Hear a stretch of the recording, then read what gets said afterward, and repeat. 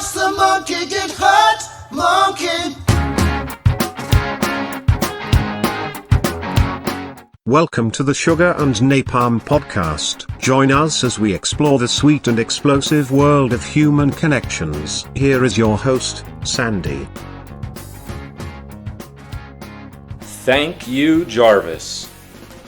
Welcome back to the Sugar Napalm Podcast, where we dive deep into the world of relationships, dating, and self-improvement with a dash of the metaphysical.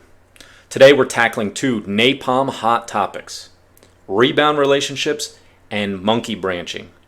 Put on your hazmat suits because I'm going to be dropping some red pill truth bombs in this episode. In case we haven't met, my name is Sandy, and today we're going to explore the intricacies of these relationship oddities and how they impact modern dating dynamics. But before we start, I should define the terms rebound relationship and monkey branching. The definition of rebound relationship is when someone jumps into a new romantic involvement shortly after the end of a previous one. Monkey branching, on the other hand, refers to the act of emotionally or physically moving from one partner to another without being fully detached from the previous relationship. How do you know if it's a rebound relationship? What are the dangers of entering into a rebound? What if you are the rebound? Ponder this while Jarvis gives us a quote from Red Pill relationship expert Rich Cooper. Rebounds rarely lead to long-term happiness. Take the time to heal before diving back into the dating pool. We will discuss the timelines and how limerence plays a big role in what Jarvis just read to us. A lot of breakups look like this. The dumper summons up the courage to finally end the relationship and gives the dumpee the bad news. So just so we're on the same wavelength, we're on the same page here, dumper is the person who does the breaking up. The dumpee is the one that gets broken up with. Anyhow, so the dumpee gets the bad news. The dumpee gets angry, irrational, or sad. And sometimes it's a combination of all three, or these feelings can happen in stages. Then they try and win back the dumper.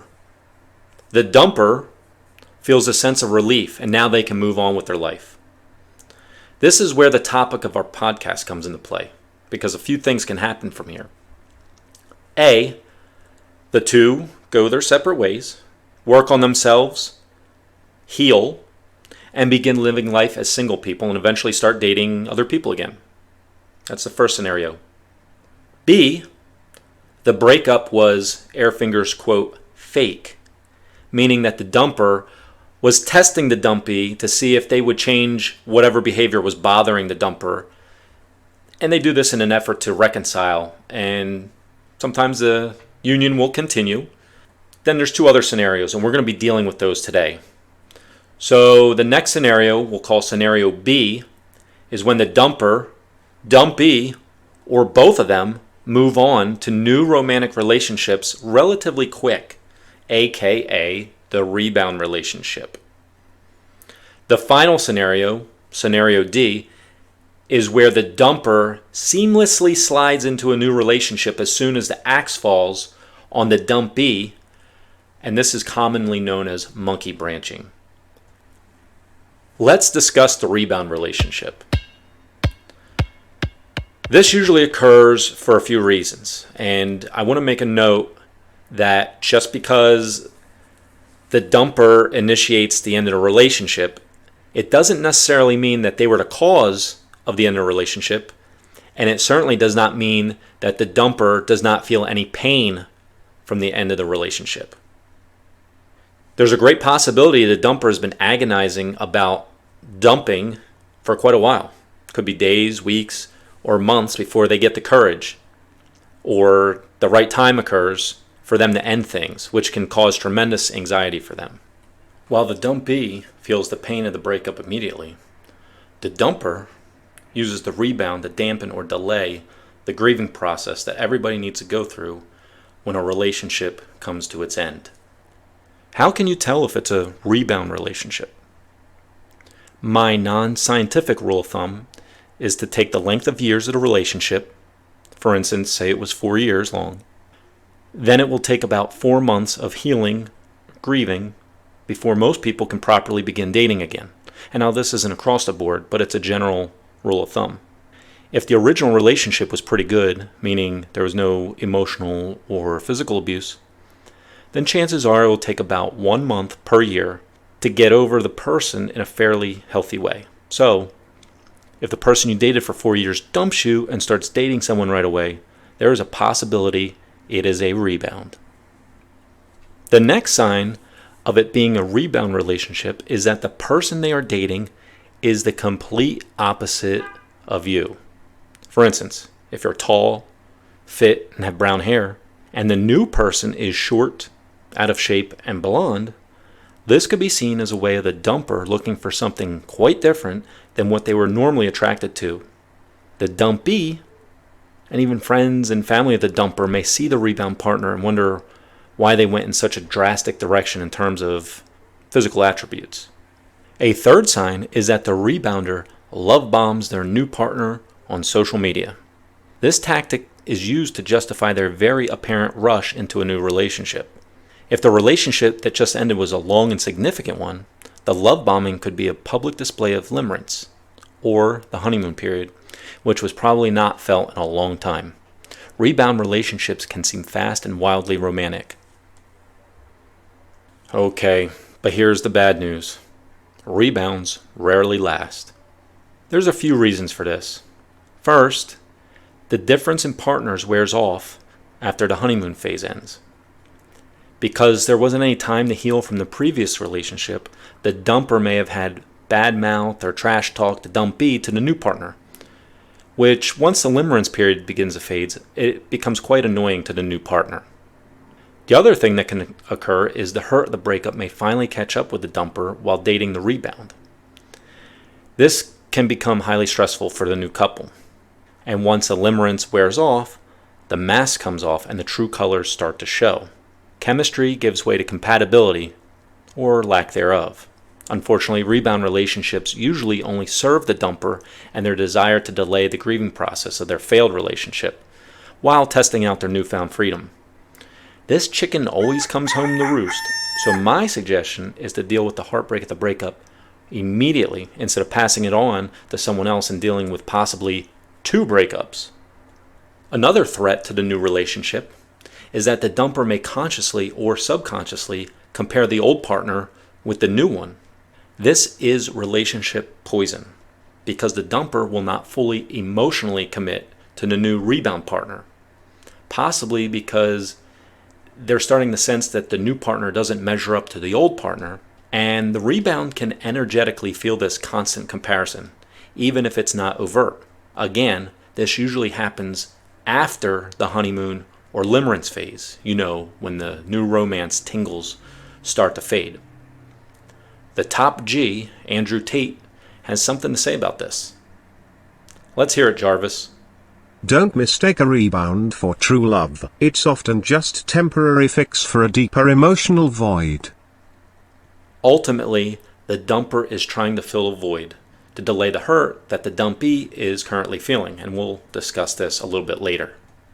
Monkey branching is a different animal altogether, pun certainly intended. Monkey branching usually occurs when a future dumper identifies their next romantic partner while still in a relationship with the future dumpee. It is of my opinion that this is a form of infidelity or emotional cheating.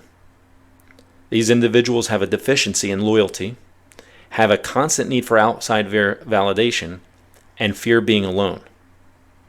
Fellas, there's a good chance that your current girlfriend has their next boyfriend already in their cell phone somewhere, be it in her DMs, social media feed, or contact list. These cowards want to line up their next lover before losing the current one, so they set the table before they pull the plug.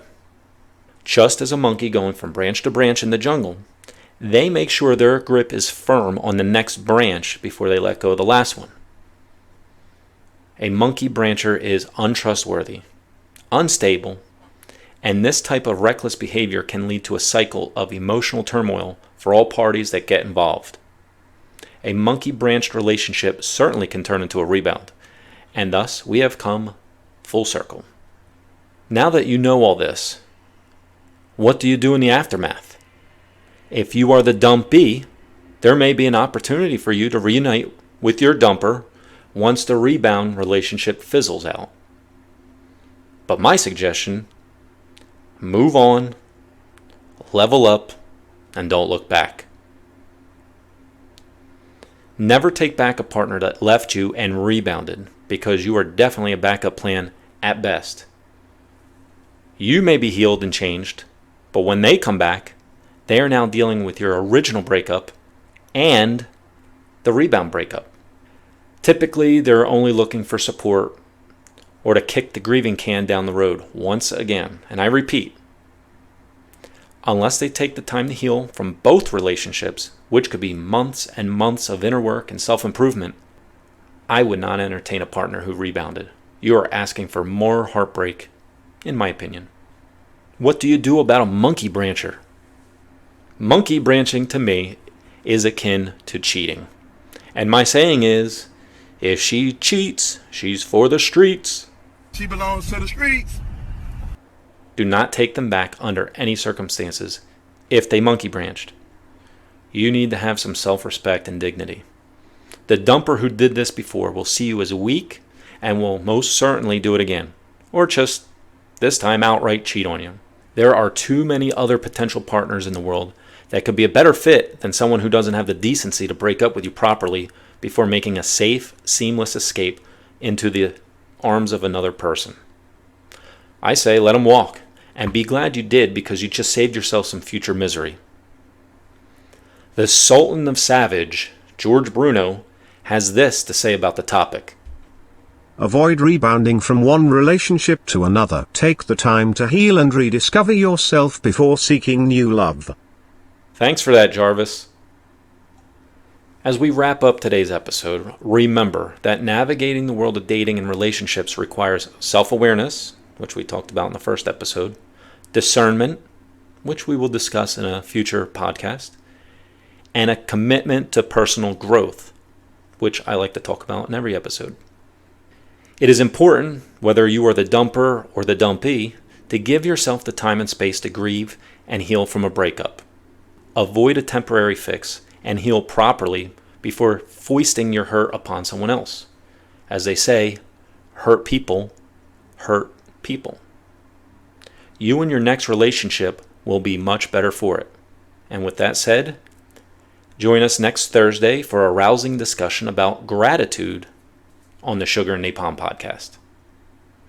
And if you found today's episode helpful or entertaining, be sure to subscribe, like, and share with all your friends. Don't forget to leave us a view on your favorite podcast platform. See you on the flip side. Tune in every Thursday for a unique journey that is both entertaining and enlightening. The Sugar and Napalm Podcast. Available on Spotify, Apple, and Google. Remember, life is messy, and tomorrow is a new day.